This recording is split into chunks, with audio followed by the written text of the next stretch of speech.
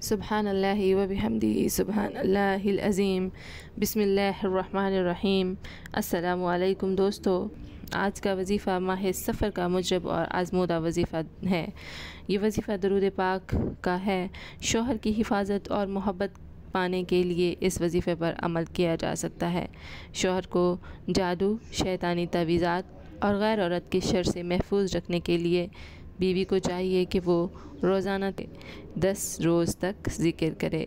इंशाअल्लाह ताला इस अमल से आपका शौहर हर किस्म के नुकसान से भी महफूज रहेगा और ये अपनी बीवी का कभी दिल नहीं दुखाएगा, उसकी दिल आज़ारी भी नहीं करेगा और अपनी बीवी के लिए उसके दिल में मोहब्बत पैदा होगी, घर की तरफ रुजू करेगा और अल्लाह ताला इस वजीफ़े के सदक़े उसके दिल में अपने घर की मोहब्बत पैदा फरमा देगा।